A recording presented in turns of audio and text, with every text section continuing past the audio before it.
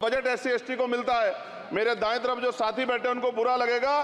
कर्नाटक में 14,732 करोड़ रुपए इन्होंने दूसरी योजना में लगा दिए और मध्य प्रदेश में आपने 95 करोड़ रुपए जो है दूसरे बजट में लगा दिए। हमारा जो मिलता है उसको तो मत छीनो भाई। सभापति महोदय, पिछले 10 सालों में सरकार की नीतियों के कारण गरीब और गरीब हुआ और अमीर हुआ है, यानी गरीबों और अमीरों के बीच फासला बढ़ गया है।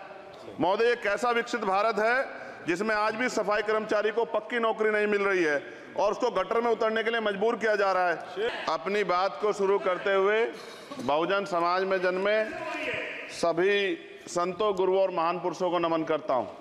साथ साथ मैं भारत की महान जनता का भी धन्यवाद करता हूं कि उन्होंने लोकतंत्र की रक्षा इस बार की है। सारे देश की संपत्ति को चंद अमीरों के हाथ में दे दिया गया है। ये हमारे संविधान की मंशा और समतावादी समाज के लक्ष्य के खिलाफ है। अतः हमारी नीतियां गरीबों के पक्ष में भी होनी चाहिए। जातिगत जनगणना, एससी एसटी ओबीसी यानी कि जो बहुजन समाज के लिए आज जीवन मरण का प्रश्न है, इसके बारे में कोई बात बजट में नहीं की गई है।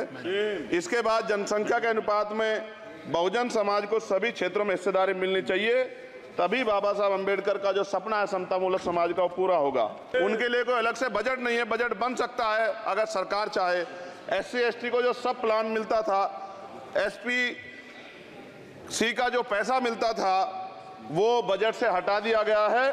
साथ साथ देश के स्तर पे आशा, आंगनबाड़ी, भोजन माता, ग्राम सेवक, पीआरडी जवान, होमगार्डों के मानदेय में बढ़ोतरी नहीं हुई है। ऐसा कुछ भी नहीं दिख रहा है कि उनके जीवन में खुशहाली आ जाए। इनका मानदेय बढ़ना चाहिए। विधवा, वृद्धा, विकलांग पेंशन प्रत्येक महीने 500 रुपए से बढ़ाकर 5,000 रुपए की जानी चाहिए, क्योंकि महंगाई बढ़ रही है। देश में प्रधानमंत्री जन कल्याण योजना के तहत एससी एसटी ओबीसी और मुस्लिम को कितने घर दिए गए, इसका कोई आंकड़ा सरकार के पास नहीं है। देश में इसी तरह एससी एसटी ओबीसी के लिए कितने परिवारों को शौचालय की व्यवस्था कराई गई। आज भी सिद्धार्थनगर जैसे जिले और तमाम जिले जो है वहाँ शौचालय की व्यवस्था नहीं है। इस पर ध्यान देना चाहिए। देश भर में एससी एसटी ओबीसी के जो रिक्त पद पड़े हुए हैं, बैकलॉग भरना चाहिए। सरकार ने कुछ नहीं कहा। ये कैसी विश्व की 5वीं अर्थव्यवस्था है जिसमें आज भी एससी एसटी पर अत्याचार हो रहा है, महिलाओं के साथ रेप हत्या हो रही है। एनसीआरबी का डाटा पढ़ेंगे तो खून के आंसू रोने पड़ेंगे। युवा बेरोजगार है, सड़कों पे 80 करोड़ लोगों को 5 किलो राशन में जीवन यापन करना पड़ रहा है।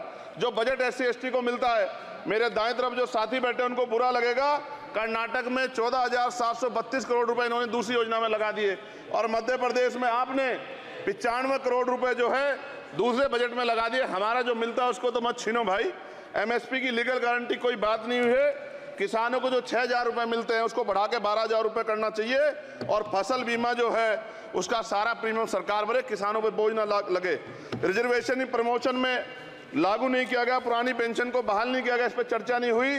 देश में मनरेगा समय न्यूनतम मजदूरी की दर 700 रुपए होनी चाहिए। समान काम समान वेतन पॉलिसी लागू होनी चाहिए। जो रसोई की चिंता करते हुए 500 रुपए प्रति सिलेंडर से ज्यादा के दाम नहीं होने चाहिए, जो महिलाओं को राहत मिल सके। बिजली के दामों में भी कमी होनी चाहिए। बेरोजगार युवाओं को 5,000 रुपए भत्ता मिलना चाहिए, जो बेरोजगार युवा जो है अपनी पढ़ाई या अपना खर्चा उठा सके। मैं अपने क्षेत्र के विषय में महोदय आपसे कहना चाहता हूं कि पश्चिम यूपी में नगीना में एक एम्स बनना चाहिए, एक IIT बननी चाहिए, एक IIM बनना चाहिए। नगीना लोकसभा में उद्योग धंधे लगने चाहिए। नगीना की कताई मिल जो है उसको पुनः शुरू कराना चाहिए। RRTC जो योजना है सरकार की, उसको मेरठ से आगे बढ़ाकर मुजफ्फरनगर, सहारनपुर से नजीबाबाद नगीना होते हुए उसको नगीना तक ले जाना चाहिए। साथ साथ नजीबाबाद से मुंबई के लिए एक ट्रेन चलनी चाहिए और नगीना, श्योरा, किरतपुर में रेलवे के ओवरब्रिज बनने चाहिए। सभापति महोदय, सामाजिक न्याय मंत्रालय को 13,000 करोड़ रुपए दिए गए और जनजाति कार्य मंत्रालय को 13,000 करोड़ रुपए दिए, कुल 26,000 करोड़ रुपए। जो कुल बजट 48.20 लाख का लगभग 0.54% है, जबकि हमारी संख्या 25% से ज्यादा एससी एसटी की और बहुजन समाज की मिलाओगे तो 85% से ज्यादा है। और हमारे विकास के लिए सरकार 1% पैसा खर्च कर रही है, जो मिलना हमें चाहिए, जबकि मिलना हमें 25% चाहिए। ये ऊंट के मुंह में जीरा के समान है, कहावत हमने बहुत दिन सुनी थी। पिछले लंबे समय से हमारे साथ धोखा हो रहा है। लेकिन अब ये नहीं चलेगा। चंद लोगों की तराजू से देश के संसाधन नहीं बटेंगे। इस देश का बहुजन समाज बर्दाश्त नहीं करेगा। संसाधन का बंटवारा संख्या के आधार पे होगा। माननीय काशीराम साहब नारा लगाए थे, ना तो वोट हमारा राज तुम्हारा चलेगा, और आज हम कह रहे हैं ना ही वोट हमारा और नोट तुम्हारा चलेगा। इस बात का भी ध्यान जो है सरकारों को देना पड़ेगा। आपके माध्यम से सरकार से मेरी एक मांग है, सरकार इस योजना का लाभ भी अपने आप ले ले, सरह भी ले ले कि 1 लाख रुपए सालाना बहुजन समाज के अत्यंत गरीब परिवारों को दे।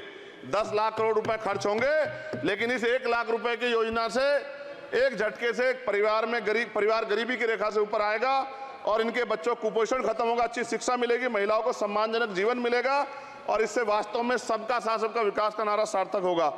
अगर प्रश्न ये होगा कहां से आएगा, तो उसका जवाब ये है कि जब अमीरों का 16 लाख करोड़ रुपए माफ हो सकता है, कॉर्पोरेट टैक्स का घटाकर लाखों करोड़ रुपए का चूना सरकारी खजाने को लगाया जा सकता है, पेट्रोल डीजल के दाम 10 गुना एक्साइज ड्यूटी बढ़ाई जा सकती है, तो गरीबों को सरकार पैसा क्यों नहीं दे सकती।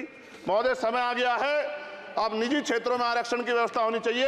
SC ST OBC को निजी क्षेत्रों में आरक्षण मिलना चाहिए। और मेरी आपसे ये भी मांग है, क्योंकि अब समय की मांग है और देश तेजी से आगे बढ़ रहा है, तो मैं कहूँगा कि सरकार का जो सबका साथ सबका विकास का नारा लगभग वो असत्य महसूस होता है, क्योंकि अल्पसंख्यकों में मुसलमानों, जैनों, सिखों, बुद्धिस्टों के लिए कुछ दिख नहीं रहा, उनकी कल्याण कोई योजना नहीं है।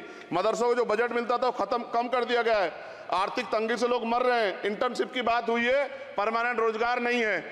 और दिल्ली में क्या हुआ बच्चों के साथ कल, उनकी सुरक्षा की जिम्मेदारी क्या है? वो आए तो बनने थे IAS IPS और बन क्या गए, लाशें बन के गए। यहाँ से कोई ध्यान नहीं दे रहा है, किसी की नजर नहीं है। साथ साथ मैं आपसे ये भी आग्रह करूंगा कि हम ग्रामीण क्षेत्रों से आए लोग देश से बड़ा प्रेम करते हैं और हम ये महसूस करते हैं कि सरकारें हमें सुनेंगी, सरकारें हमारे बारे में सोचेंगी।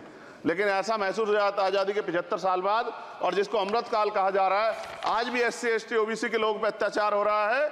अभी 2 दिन पहले गोली से उड़ा दिया गया गाजियाबाद में और राजस्थान में गर्दन काट दी गई। ये घटनाएं देख के डर लगता है, घर से निकलते हुए भी कि आने घर वापस लौटेंगे नहीं लौटेंगे। तो मेरा सरकार से आग्रह है, अगर आज़ादी के 75 साल बाद भी हमारी हत्या हो रही है, तो हमारी मां को भी दर्द हुआ होगा जब उसने हमें पैदा किया होगा, हमारी बहनों को भी हमारे खोने का दर्द होता होगा। कैसी कानून व्यवस्था है आपकी, सब कुछ है आपके पास, फिर भी जो है महिलाओं पर रेप नहीं रोक पा रहे हो, हत्याएं नहीं रोक पा रहे हो, गरीबों, दलितों, पिछड़ों, किसानों, मजदूरों की जान नहीं बचा पा रहे हो। किसान सुसाइड कर रहा है, नौजवान सुसाइड कर रहा है, और बड़ी बड़ी बातें होती हैं, इधर भी अच्छे लोग हैं, इधर भी अच्छे लोग हैं, लेकिन अच्छाई तब होगी जब जमीन पे भी कुछ काम दिखाई देगा। और जमीन पे महोदय कोई काम दिखाई नहीं दे रहा है। जब कोई योजना की बात आती है तो सरकार हमसे मुंह मोड़ लेती है। आप बताइए, एजुकेशन का बजट कम कर दिया, हेल्थ का बजट कम कर दिया। मैं अपने क्षेत्र में गया तो आप विश्वास कीजिए, डॉक्टर नहीं है, स्कूल में मास्टर नहीं है, और कोई भर्ती ऐसी नहीं जिसका पेपर लीक नहीं होता है। तो देश किस तरफ जा रहा है और इसमें नौजवानों का भविष्य क्या है, इसके बारे में हमें चिंता करनी चाहिए। और अंत में अपनी बात को खत्म करते हुए मेरा आपसे आग्रह और आपके माध्यम सरकार से आग्रह है कि यहाँ बाहर बाबा साहब अम्बेडकर की मूर्ति लगी हुई थी एक, वो करोड़ों लोगों की आस्था से जुड़ा विषय है, और आप विश्वास करो इतना गुस्सा है उसको लेके। मेरी आपके माध्यम से मैं हाथ जोड़ता नहीं हूं, लेकिन मैं हाथ जोड़ के आपसे आग्रह कर रहा हूं कि प्रधानमंत्री जी, सरकार से हमारी आग्रह कि वो अम्बेडकर वादियों के सम्मान का ध्यान रखते हुए, उनके जो है दिल की पीड़ा को समझते हुए, दर्द का ध्यान रखते हुए उस मूर्ति को पुनः स्थापित करा दीजिए। अगर इसमें कोई राजनीतिक कारण अलग बात है, लेकिन मैं कंक्लूड कर रहा हूं। मगर मैं आपसे कहना चाहता हूं, इसमें बहुत गुस्सा है। जिस दिन अम्बेडकरवादी गुस्सा हो जाएगा, वो फिर इस सरकार को जो 24 में आ गई है, वो आने वाले चुनाव में ऐसा सबक सिखाएगा कि दोबारा पलट के नहीं देख पाओगे। तो मैं आपका धन्यवाद करता हूं, और मुझे विश्वास है कि सरकार मेरी बातों पे गौर करेगी और गरीबों के बारे में सरकार सोचेगी, गरीबों को आगे बढ़ने के अवसर प्रदान होंगे। धन्यवाद।